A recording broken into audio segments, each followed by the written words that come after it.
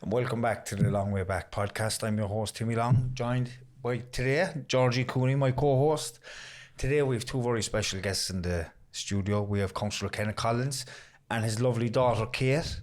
So Kate is dyslexic, but I'm going to leave Georgie and Kate maybe introduce dyslexia a little bit further while myself and Kenneth will sit back. Listen, lads, thank you so much for coming down. Thanks very much, and thanks for the invite. And I suppose it's important that this is pushed out and people have knowledge of what's going on with dyslexia as well. So. Absolutely, and it's brilliant that Kate is here. 15? Yeah. 15 years old. And actually, this is not the first time I've met Kate, because Kate used to come to the dyslexia workshops in Blarney. Yeah. And I'm just so impressed that you are here all confident and willing to speak out about it. And can you just tell us a little bit about what you're doing now in school? So I'm doing my junior cert in June, and I go to a fluent Irish speaking school. Gosh. And yeah, I'm a fluent Irish speaker. Isn't Irish one of those kind of difficulties for people with dyslexia? Like, aren't languages difficult? So, like, for somebody who's dyslexic to be learning another language, like, for me, it's like, whoa, fair play. Do you know? It's a really good question, because I think this is quite a big discussion point between parents who have kids with dyslexia or other learning differences. But again, it's that whole, there's not one size that fits all, but it'd be really interesting to hear about your experience, because you obviously have, am I right in thinking you've been to Irish school from dot? Yeah, I was in an Irish school since junior infants. I was in my old school, you're just immersed in Irish, like they speak Irish to you, you just understand it after a while because they're just talking to you. So I picked it up easy. I'm very good at speaking Irish. I do find it a bit harder to write and spell in Irish. Okay. But I love speaking Irish. So from what age did you know you were dyslexic, Kate? So when I was 7, my teacher picked up on it and said it to my mum and dad. I couldn't get tested till I was 8, so when I was 8 I got tested for dyslexia and I had it, but my teacher was absolutely brilliant. And can I ask, did your teacher detect it mainly through Irish or through English? Through Irish.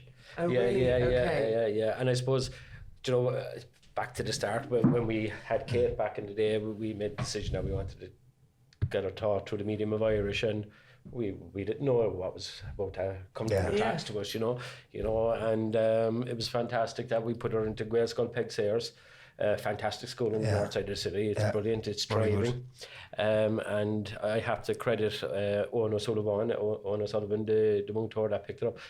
Didn't say I had dyslexia, but saw that it was dyslexic traits. Okay. So he did spot it. He wasn't there to diagnose. He couldn't diagnose because he couldn't diagnose. And what was he noticing? Can you remember? I think it was spellings. Spellings, yeah. Because you would have, a lot of the kids I teach will have an Irish test and an English spelling test. They've got 2 spelling tests. Yeah.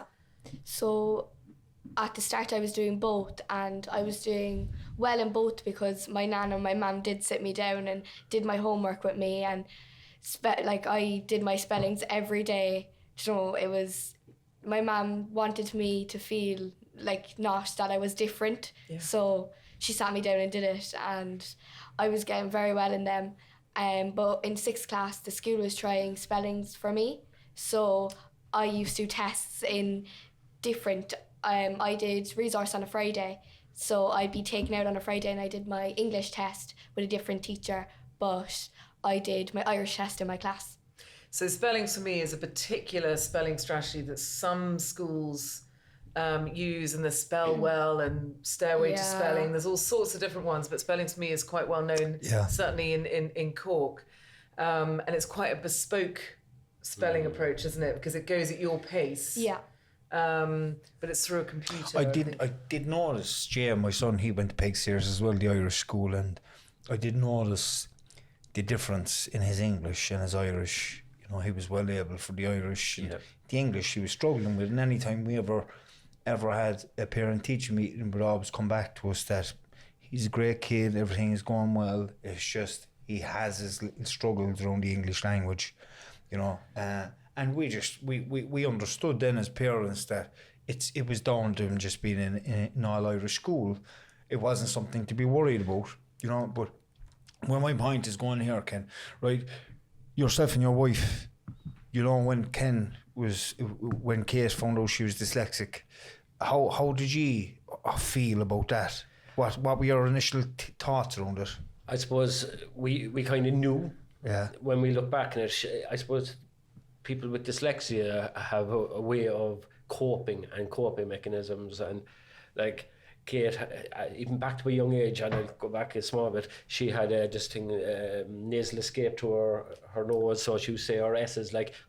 Oh, okay, yeah. And we were up in the orthopedic at the time, you know, and she was getting training and language training, and the car would go, it'll be sun and it'll be this and that and the other, and she was getting fed up. And she was only a little lady, and she was small, and a pair of shoes were put out, and she said, Broiga. She answered the question. Okay, yeah. You know, but back to where is, you know, it's upsetting to hear that there's something wrong with your child, but there's nothing wrong with her. Yeah. You know, it's just that she was diagnosed. Debbie got a fright when it was diagnosed. Like any other parent, you know, what's to come for my child? But it's something different, isn't it? It's that whole concept that something's different happening here. We're gonna have to try a different approach to some of the other parents. And what about parents that are out there, Georgie, and their child is being diagnosed with any different learning difference, dyspraxia, dyscalculia, dyslexia? Like, what approach should they meet this with? Because sometimes, like, some parents might think that it's just going to be a massive challenge for their child throughout their education journey, but it actually isn't. Do you know, I think, look, if we look at the basics, it's, you know, we're looking at 1 in 5 will have a learning difference, okay? And what is the challenge at the moment is the fact that you've got kind of mainstream teaching suiting what we call neurotypical learners. But if you make the teaching multisensory and you provide a curriculum for any type of learner, there shouldn't really be a challenge. Okay. We then, of course, we have the testing challenges. We have the fact that there isn't additional time. We have the fact that people feel huge anxiety under tests. I'd love to actually talk to you a little bit about that. You know, so that could be seen as a bit of a challenge, but if we can make some little changes in education, it shouldn't be such a big deal. But you're right, having a learning difference is simply a difference. It's not something is horribly wrong. Every door is closed.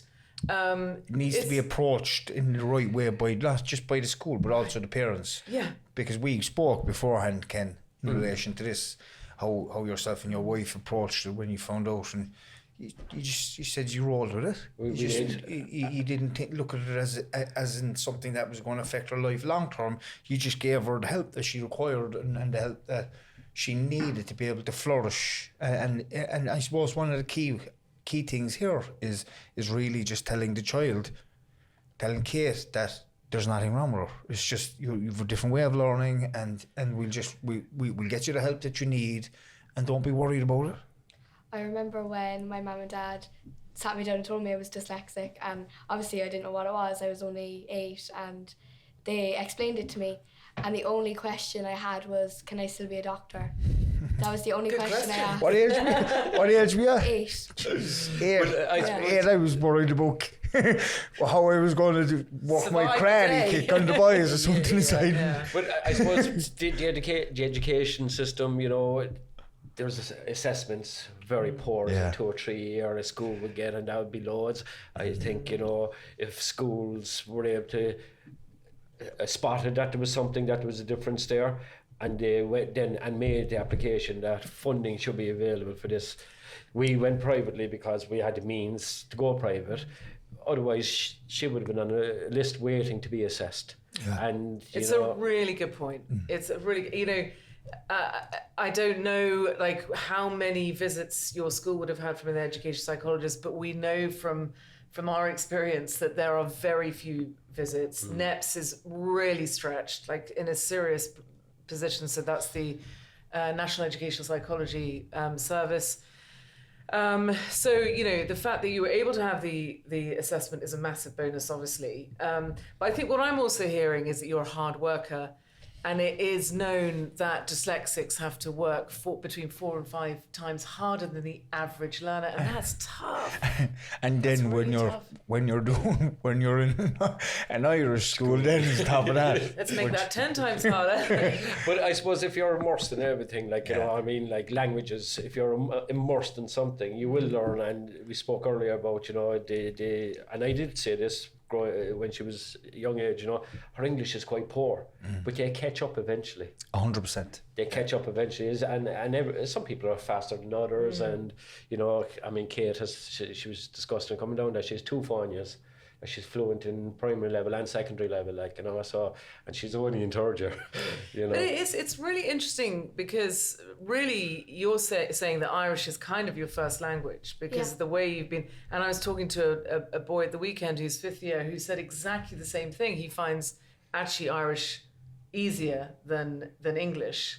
And English is a really complicated language. Like we have 26 letters, but I think something like 44 sounds to represent 26 letters. That makes it, and that's only just learning the phonics, let alone all the really crazy sight words that we have that they look totally different to how they actually sound. So I don't know. I mean, a lot of parents will ask me about, should I have my child in an Irish school? They're really, really struggling, you know, with the 2 languages. And all I can say is it is very personal to the learner and to the parents. I don't think there is actually a straight answer. I know that in English schools, a lot of the kids with dyslexia or a learning difference do struggle to do 2 languages. A lot of the time. Not always, but a lot of the time. Do you know then this just popped into my head because I know, Georgie, you run the workshops out in Blarney as well. You know, when you started going to the workshops with the lads, you were fluent Irish at this stage. Yeah. How did that work out for you? Because they're teaching in English. And it didn't really help me in a school aspect. I took the things I learned and brought them into me learning in school. But it really helped me in a social aspect. Like, I made so many friends who were dyslexic and... Oh, powerful. Like, it was in my class, like, you know, no one, I would have turned around and said, I'm dyslexic to anyone. But no one else would have said it. It would have been just me. So when I went to the group, it was like, it isn't just me. It's all of us here who are dyslexic. So it's like you feel different, but you're just fitting in there because everyone else is the same. Yeah. Would you say there was a bit of a relief? Yeah. Going in there? When I hit secondary school going in there, it helped a lot when in my English class. I got a printout from one of the tutors there, and I photocopied it at home and brought it into my English teacher because I wanted to show her. Fantastic. And she put it up on the wall in my class. Hey, that's good. It's lovely to hear things like that. And it just brings us back really to, you know, even for children to know you're not different. Like, if you put a child into the room who thinks that they're different, in there were children that have the same learning differences are the same as them, think the same as them, they will leave that room believing that there's actually nothing wrong with them. Yeah.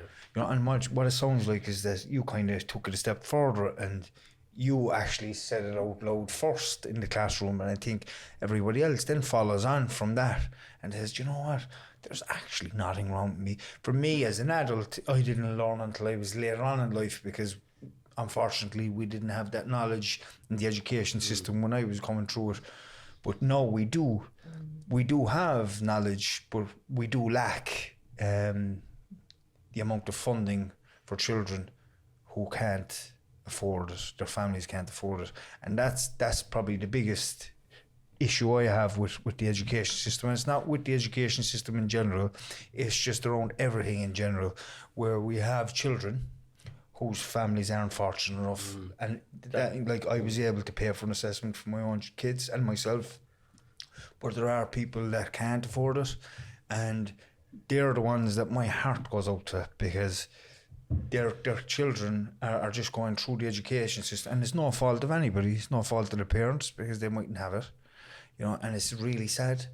And they fall down, and that's the problem. They do fall down. They do fall down. It's horrible that a family, because they don't have the means to go away and organise an assessment, probably I don't know, €700-800. I don't know. You're looking at that, which is a lot of money these days. And then you have the education system that's mandatory, that you have to go to school in this country. But if it's something is noticed in a child, I think that should be prioritised. Well, particularly with such a text-heavy curriculum. Yes. They should there needs to be an awakening that some people are going to really struggle with text-heavy. It doesn't matter how intelligent you are. You could be the most intelligent person in school, but if you have dyslexia or a learning difference that is providing obstacles in the way when it comes to learning automatically with these sort of heavy text subjects, history, English, sometimes even science, maths is another problem because it becomes English when they add in all those word problems in maths. Oh Jesus, don't go there with them. Questions like I just actually freeze when I was in college. These questions would be worded. It could be the simplest maths question. And I would be in a ball of sweat, panic attack. I'd be sitting on the chair and I'd be panicking. And I'd be looking at the teacher and I'd be looking around to see can I get someone's attention to ask them what's going on here. But it's so frustrating because you could be so good with numbers and arithmetic, but you're faced with these massive word problems. And was it a confidence thing with you then? Where for me, Kate would straight. I know because she tells me. I didn't know that. Can you tell me that? You know what it was for me? You fight, flight, or freeze. Freeze. I'd freeze. So what would happen for me is when I came across a difficulty in education. No, I mean this is for English as well.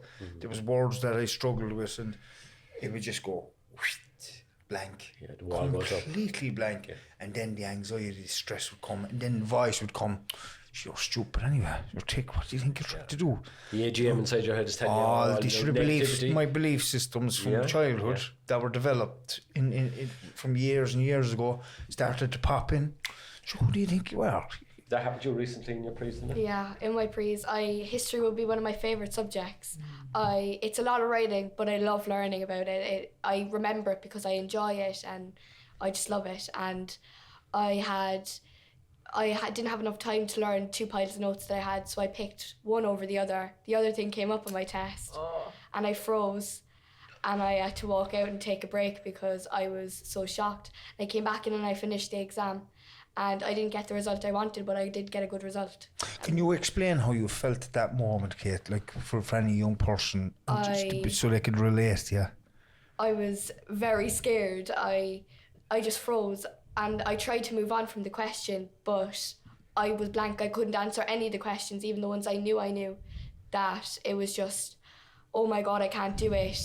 It took over, base. It took over everything. It took over your mind. It took over your body. And then added to that, it's that I've only got 30 minutes left. How am I going to answer all these questions in 30 minutes? That whole pressure with time. And then the time, like you're stuck here on this question that you can't do, and it's like I can't move on to the next one if I can't do this. Yeah.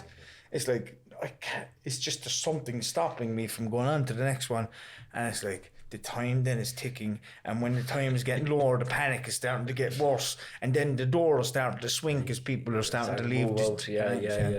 And then all the beliefs then start coming in, and they're flooding in, and and it's like sweat, and I'm sitting there and I'm scribbling my name on the side of the corner. I'm all over the place.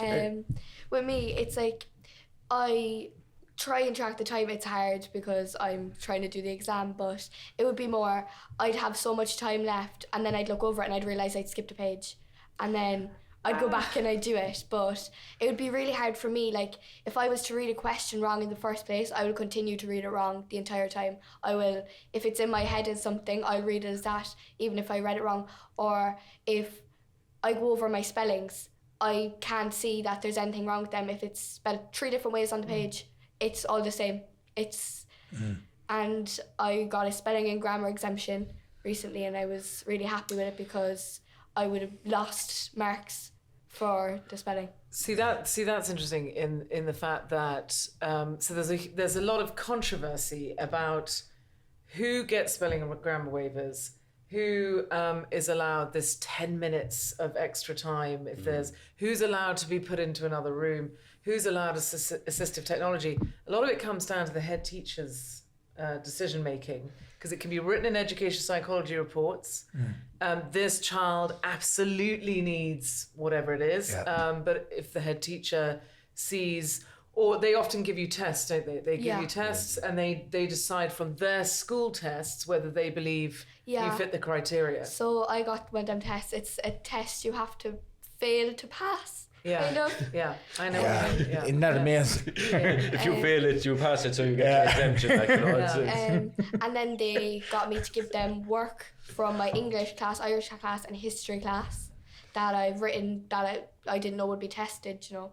And I did get the spelling and grammar waiver, and I did also apply for someone to read it to me in the room, but I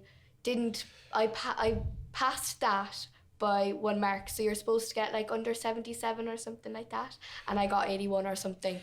We had Deirdre Madden on here the other day, and she was saying having readers and scribes is very sort of uncommon these days, because they're so costly. Yes. And because there are alternatives with assistive technology.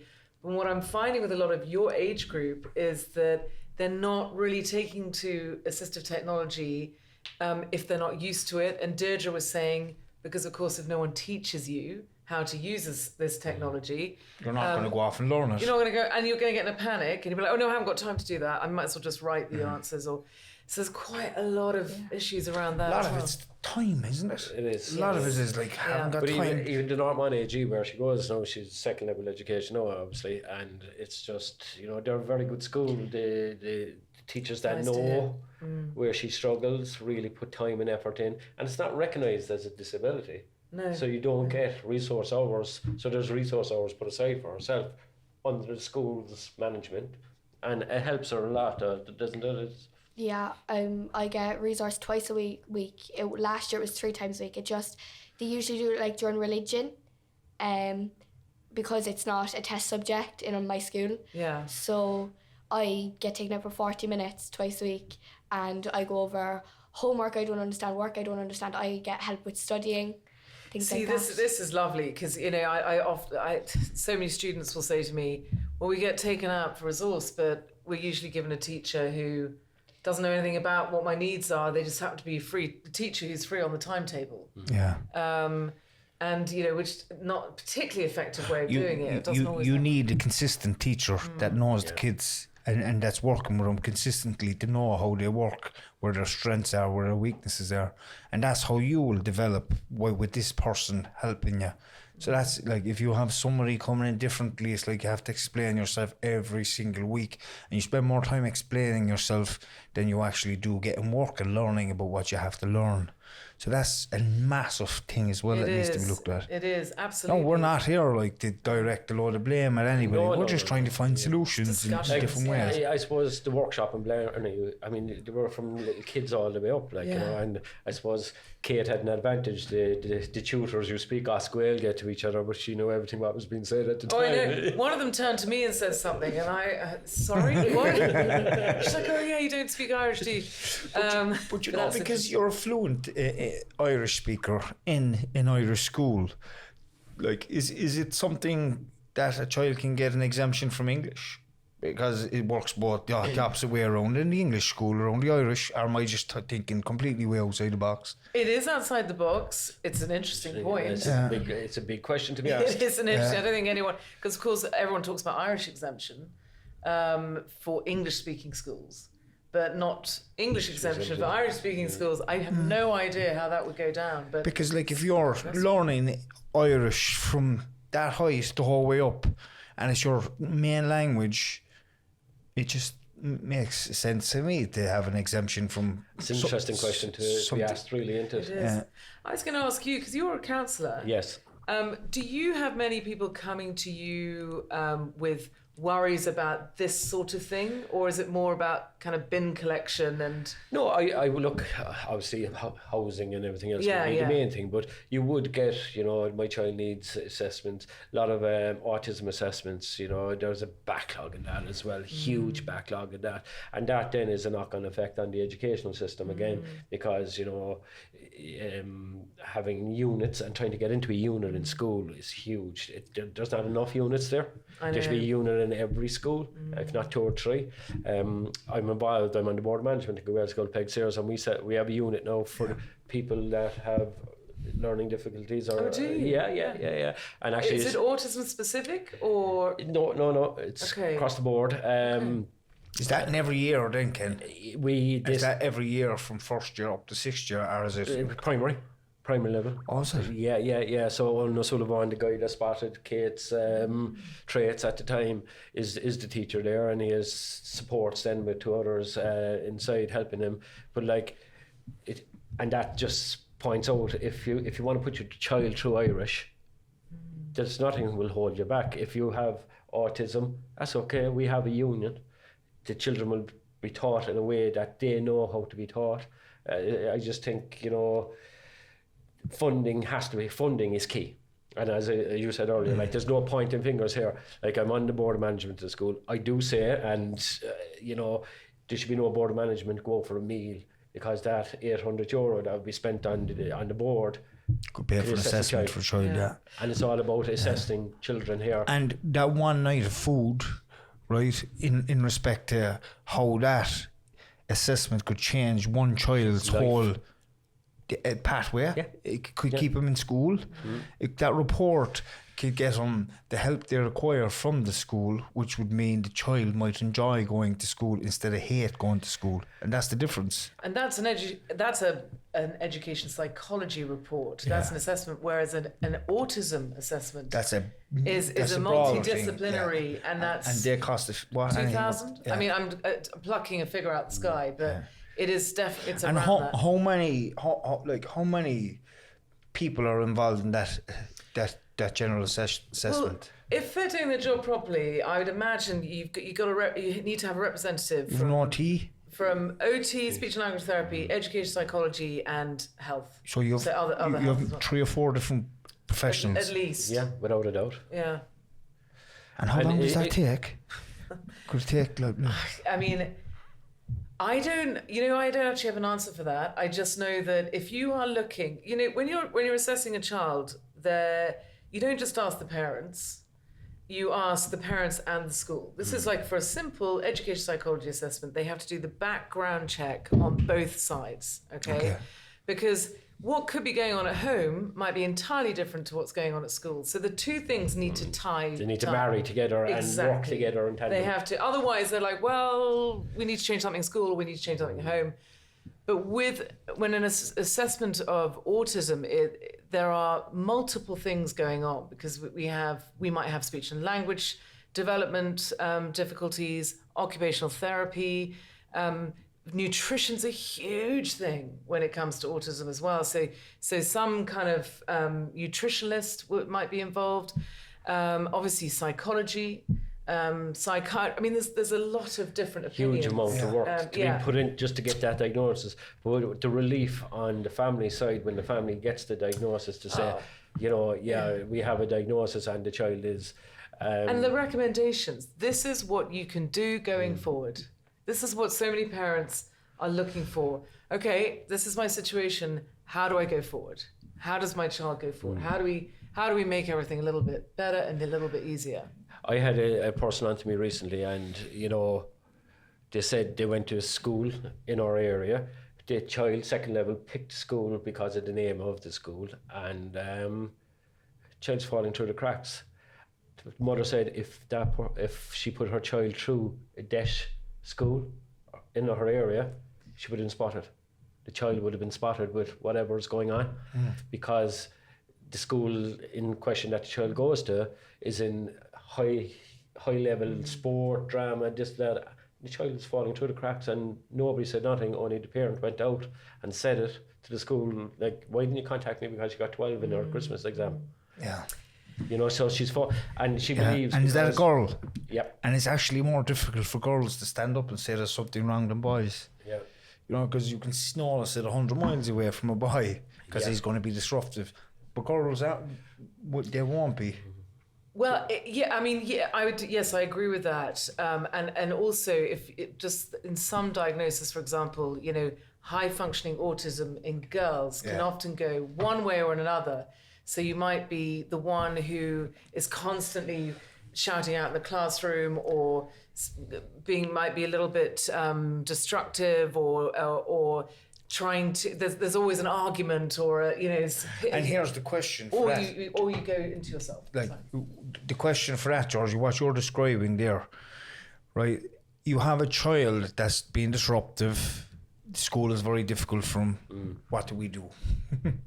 What do we do? We put them at the back of the class. We send them to the principal's office. We don't look at what's wrong or what's going on for the child.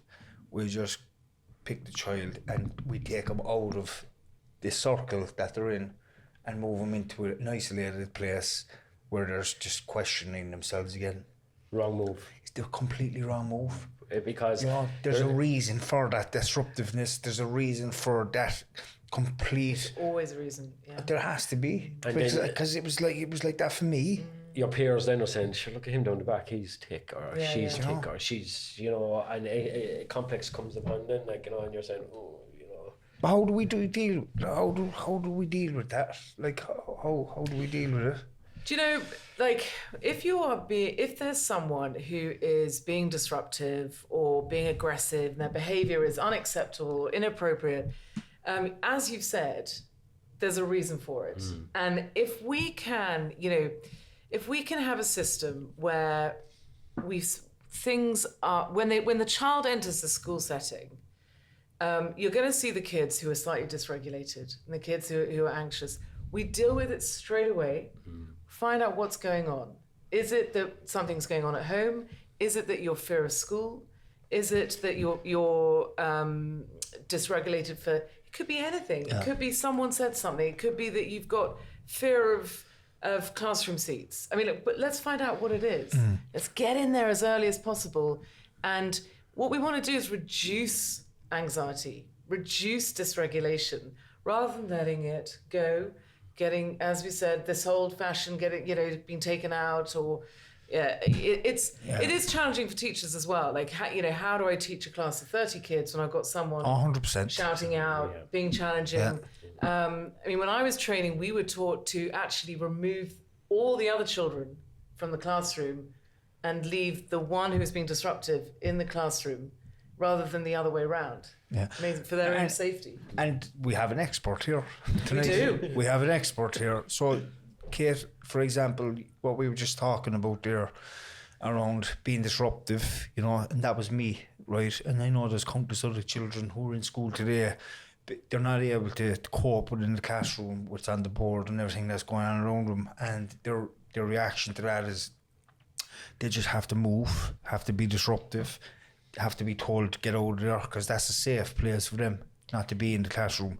Like, surely with you being dyslexic, have you come across this stuff, and how have you dealt with it in the past? Not me personally, but you can see a few of my class, and my school are very good dealing with it. The people get move breaks, they, a lesser load of work. It's like a lot easier, or people in my class, like, if they're having a bad day and so a teacher picks it up, you can, there's always, you can sit in the guidance counsellor, even just small things like that. It's really good. It's very good for mental health. I mean, if you were having a bad day and you got to go on a move break and just get out of your own head. And what you're talking about is changing the environment. And this is what we talk a lot about with autism as well, is if something's not working, change the environment. Don't try and change the child, try and change the environment. So whether it means they're more comfortable actually leaving the classroom, fine. If they're more comfortable finding a cushion to sit on because the seat is actually making them feel dysregulated, provide a cushion, provide a fidget toy. Is this in the classroom? Yes, in the environment. What you have then on top of that, if it's in the classroom, you have other kids saying, "Why can't I get a beanbag?" Oh, why can't I get this thing to play with? That's the other side of it then. Do you know what I mean? There can be that, but it's interesting how children, when they grow up together, are very caring and giving and understanding, particularly in primary when they grow up. I know it's slightly different in secondary because you get a whole ton of kids meeting from different schools, different parts of the community. And hormones on top of that. Hormones on top of that, stuff going on at home, girlfriends, boyfriends, whatever. And that's the other thing. Yeah. God only knows what's going on at home for a child. Yeah. You know, like I can see yourself and your wife. You have, if there was a fly in the wall, what way would your house be? Would it be a calm environment? Would it be relaxing for a child to be like? Is there plenty of love? There's food on the table. Some kids don't have that. No. Some kids are not going home to that stuff, and that kind of regulation isn't in their life even before they go to school, and that's where it can be and that's what you're trying to say. That's what I'm saying. That's where it can completely be dysregulated, and that's the other side of this. There's so many different scales to the ladder. But is it the way our children are being brought up today? You know, the way we had a hurling ball or a soccer ball growing up. No, it's an iPhone, and it's the latest iPhone, and it's. I have my iPhone and I'm going up the road and I'm, you know, and you know, that type of growing up with the technology of today, like you never see like rounders or step to step back in the day or chessies or flick the coin to the corner, like, you know. What was it, knock and run? Knock, run. You know, that doesn't happen anymore. So you know, it's all about social media. You're on social media, aren't you? Yeah. You know, at 16, I know she's monitored, but. Where you but it's a fact. It is. I'm only brought up. But it's been brought up, and but like, it's down to you're on about children and how they get on, and you know, why does he get to go out, and but if a school was right, that option should be there for everybody. Do you know? And if a sensory room should be in every school. Oh yes, every school. There was a conversation on the radio there today, and it was just I was jumped into the van and this was on, and they were talking about kids having phones in schools, and there was this lady on, and she was saying like she believes kids shouldn't have phones in schools. That's it. In my school, we use yonder pouches, so it's what are they? Yonder pouches. It's a pouch, it's a grey pouch, it says yonder on it, and it has a lock, so it's a pin and a lock. You put your phone in at the start of the day and you lock it. You can carry it around with you all day, because the people at yonder think it's not the addiction to the phone, it's the addiction to the phone in your hand.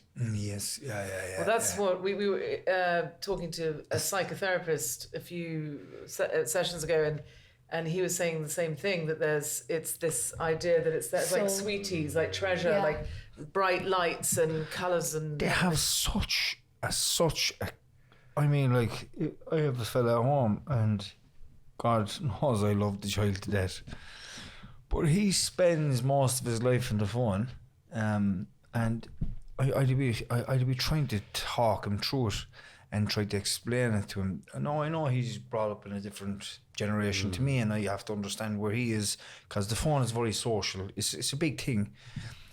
But I also understand how how addicted people are becoming to the phone, and the TikTok, the Snapchat, the Instagram, and all these other things. No, I don't know half of them because I wouldn't know too much about it. But when I take the phone off him, it's not because he's misbehaving, and I'll just clarify that. I give him a bit of time and screen time on a daily basis. If he surpasses it, I'll leave it off, and then I'll take the phone for a few days. And during the few days, then I'll touch base with him, and I'll sit down with him, and I say to him, do you understand now how much of a grip that this phone has on you as a person and your life? That's an excellent idea. You know, and it works. It is, as a parent, it's an excellent idea. No, there's massive... What you're doing is monitoring. Yes, there's massive denial there. He'll tell me, no, there's nothing, it's grand. But like, does he have the Xbox, and does he have all that sort of stuff? He does, but they're monitored. Ken, there's nothing. But like the first time I took the phone, it was a big hullabaloo. Like it was just like, whoa, meltdown. Like I was saying, whoa, I never see this before. But after that, then he got more used to Accepted. it. And I gave him like this. I think this is very reasonable. 3 hours of screen time a day. I thought like he's in school for maybe 5 or 6, 7 hours a day, and at home then, you know, like you've no business being on the phone first thing in the morning. Oh. But like if he's going out to school at quarter to 8, Georgie. Yeah. We're looking for him at 25 to 8 to see where he is, and he's still on the phone somewhere around the house. Yeah, whoa, it's hard for parents. What I'm trying to say is, I'm a parent, you're a parent. Do you know we all know what it's like to have kids, and it's not that we want to be giving OT. Trust me, because it's the last thing we want to be doing. And even if my small fella's listening to this, he's not small, he's not any bigger than me. It's not because of that, it's because we understand. I understand. I'm an addict, and I know what it's like to be controlled by something, you know, and I can see similar, not to the same scale and the madness of it, but There is. I am frightened about it a little bit, if I'm going to be honest. I think you would feel more confident, as all parents would feel more confident, if they felt that their children had the confidence to protect themselves online. Yeah. And I think that is such a big deal. Look, we have to face. This is what society is. Society is now social media crazy. Everyone's addicted to their phones. I get up in the morning, I check the news. I'm not meant to, but I do. It's just, it's unfortunately what I do. I get anxiety. I get anxious with the phone, Georgie. Yeah, I won't touch the phone in the morning, like. Well, that's good. Literally. Yeah. I don't even fucking want to see the thing. Yeah. If for some reason the phone is, sorry for my language. She's well used to it. If for some reason the phone is I can't find the phone, I just toddle on. But and I leave wherever it is. We all get anxious. There's a difference with me, and my phone is my job. When being a counsellor, you know, I put my phone down today, I had 60 messages. But I'm not worried about you staying safe online, because you are a grown adult, you've got the conversational skills, you understand nuances and inference, and you understand that interpreting text, someone might send something to you and you know whether they're joking or not most of the time. But we have to teach this to the younger generation, like about inference, about taking things literally, about when you are sending a message to someone, the interpretation of that message, absolutely. The sender and Make receiver. It really clear. Yeah, because it's I could send you a message and wishing you something, right? But you could see being sarcastic. Yeah. But if you why did you send me that? Yeah. You know, and it's all down to interpretation of a message. And I understand what you're saying. And I suppose children that have a phone and, you know... Well, there's a massive rise in bullying. And the bullying comes from online bullying.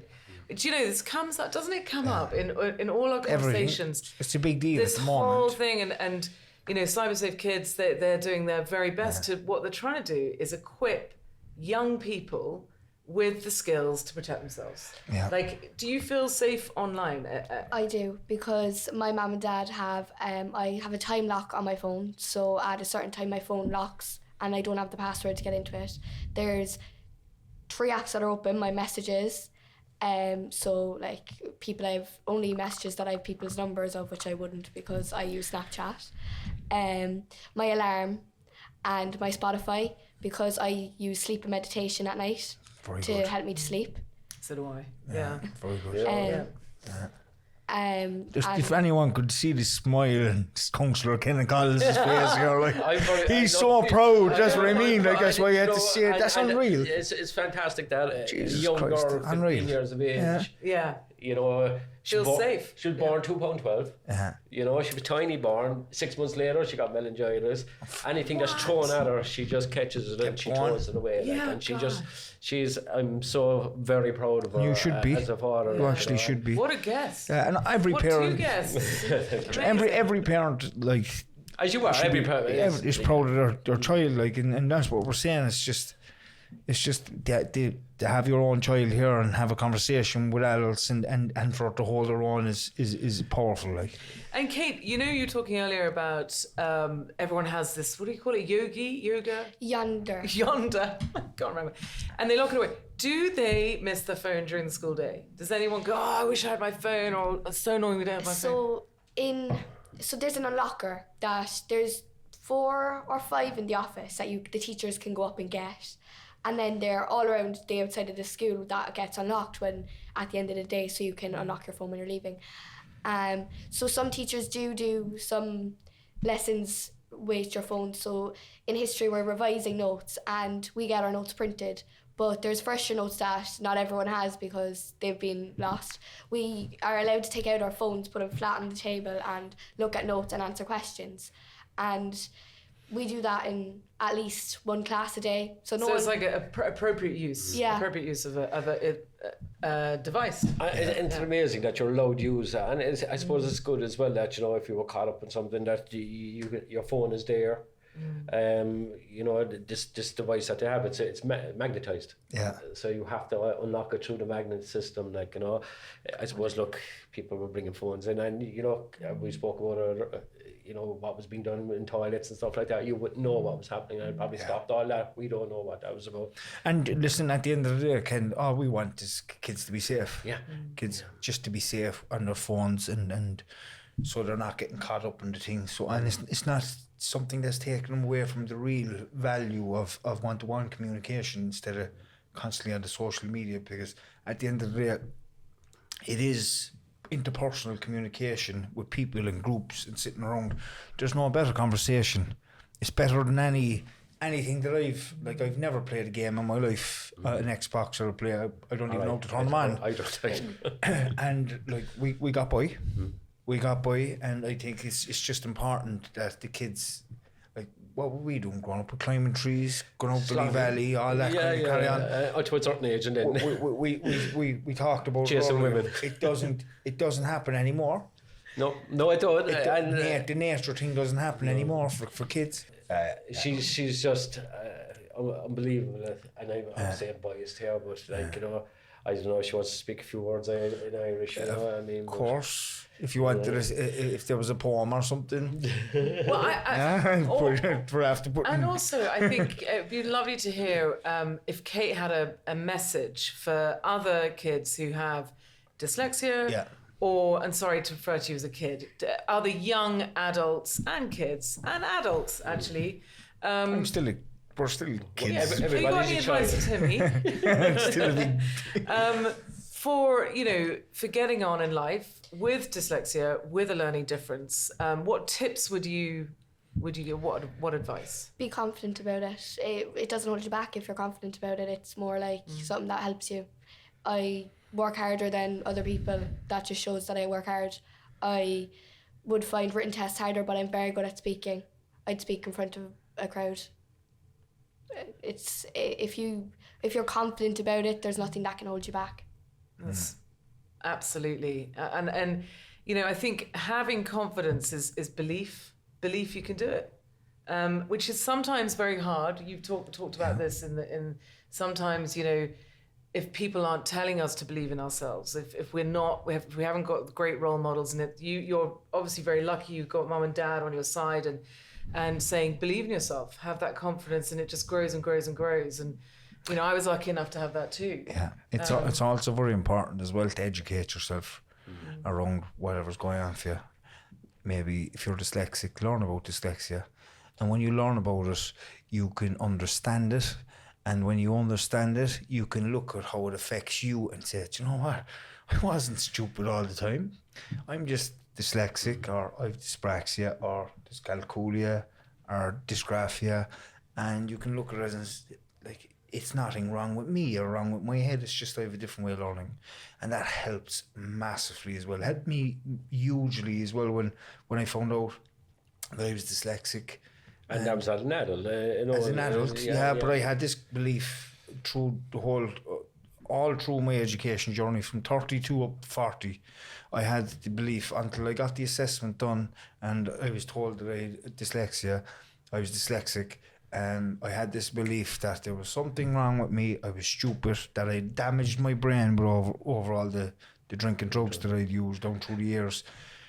And to be honest, I had never got an education to even know how much damage drinking drugs you have to do anyway. It wasn't until I got into the education rules at that age But you fell through the cracks at a young age through schooling. Straight through. You know, and that wasn't down to your parents, or wasn't it was no one's fault. No, it was no one's fault. It was just the time. It was just timing in relation to the time I was in the education system. Was it a relief to you that you were diagnosed with dyslexia at an adult? I started crying. I actually cried. You know, with tears of joy, because you knew there was something I knew. Do you know when you're walking around the place and you're going into classrooms and you're studying and all these and it's like you're saying to yourself, what is wrong with me? Like, why can't I get things like everybody else? And this is without you knowing that you're dyslexic. That's when it's like a massive issue. That's when but then when you get the assessment, then you're told that you're dyslexic. Then it's a completely different story. And she explained what it meant as well, and that was really big deal. And it taught me I was actually quite smart. Very intelligent. And I had a huge drive, a massive amount of drive, because I had to do things. I had to do the same 4 or 5 times the amount of work, because I had to learn what words meant. I had to take notes. I had a little notebook, notes in it for words that I didn't understand. I had to learn how to use a computer at the age of 33 and 34. I never typed in my life. I had to learn how to use a computer, all these things. Well, would you use the microphone on your phone to spell a word or say a word? I came across Otter afterwards, which is a software where you speak into it and it writes your speaking. There's a Dragon. It's called the Dragon as well. The Dragon is another piece of software, but you know what? You know why I didn't use the Dragon? Because it would have took me too much time to learn it. That was my thinking. I was already. Churchill actually teaches that out in MT. Mark Burley. I went to school with Mark. Mark was my teacher in MTU. I went to school with Mark. Yeah, Mark was lovely, Nice very guy. helpful, very educated around this unbelievable. stuff. Unbelievable. Should actually get him on around He this sounds like a technology. legend. And that's how I learned. Once I knew what was going on for me, I learned that way. And the mechanisms are there to help you then through the whole system. Because is it true? I don't know. Did I read this somewhere that it comes through the father's gene? Yeah, it absolutely. No, hang on, sorry. I'm not necessarily through the father's gene, but it is often it's genetic. But it can skip a generation. It can skip a generation, but often you might find the mother's brother, or the grandfather, or an uncle, or something. But it generally is within the family. You can acquire a learning difference as well, but that's usually through an incident or something like that. Generally, it is genetic. Yeah, because I would think that I was never diagnosed, but I would think that it's words, spelling words, and I have coping mechanisms of but look. That's life, isn't it? It is. And give us a few questions around the screening, Georgie, and we'll just maybe the top ones so we could.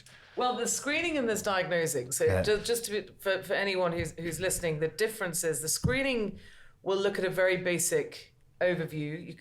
Often it's done on a computer in a school, like children will answer into the computer or people.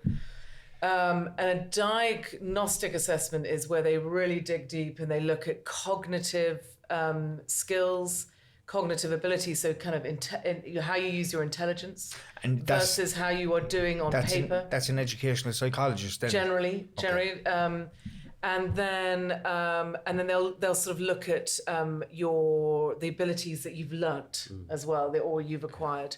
So one of the things I would look for is phonological awareness, which is an understanding of syllables, rhyming, and phonemes.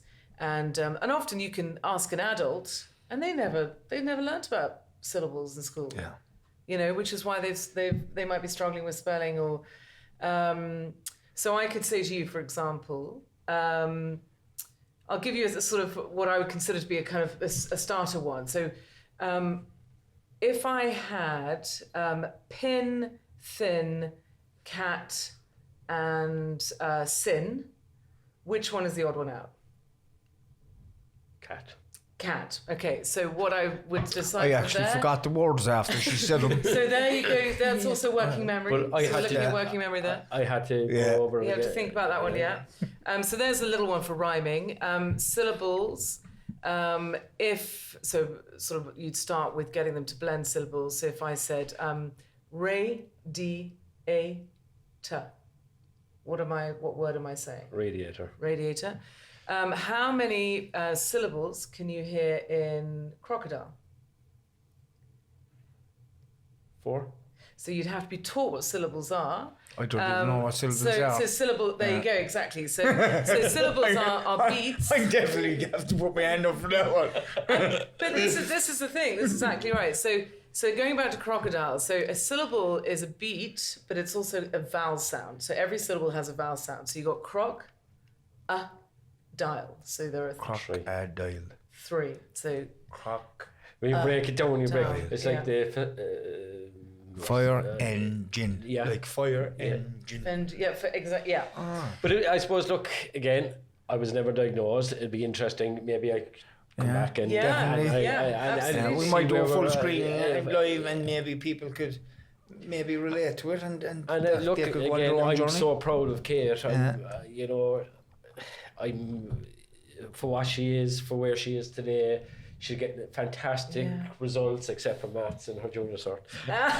even We won't talk about that. Even though she told me she was third in the class or something. That's amazing. Look, but Higher level. on higher level, she did all higher crikey. levels. That's amazing. Well done. But it's something that people shouldn't be ashamed of as an adult. Yeah. Or if their child is diagnosed with any learning differences, they should never be, because people hide from that. Yeah. And I'm saying, no, put them out front and centre. Yeah. She's confident. I teach my children to be out there, stand out in front and stand up for others as well. No, that backfires, because when she stands up for herself, when you're giving it, you're kind of getting, it's coming back. It's, you're telling me to stand up for myself, but here I am, and you're saying I give You have to take that in the chin now, too, Ken. Exactly. But as a young woman, that's an up and coming doctor, hoping with the help of God. Well, if that's the dream, don't leave anything stop you. Teacher now. Teacher. Well, there's nothing wrong with that either. I wanted to be a wrestler. I ended up being a carpenter. I wanted to be a WWE star when I was small. You can be both, a carpenter and a wrestler. I wrestle in my spare time in the spare room, George, in the back when no one's looking. You can call yourself the carpenter then as your name. Well, listen to me, lads. Listen, thank you so much, all of you, for coming along and joining us. It was an absolute pleasure. Yeah. Myself and Georgie we had a great time. Oh, brilliant. Great And so conversation. nice to see you again, Kate, as well. It's a And pleasure. So thank you. Thank you both so much. Thank you very much. Listen, thank you so much to the lads for another great podcast with The Long Way Back. From myself, Georgie, Ken and Kate, Slán.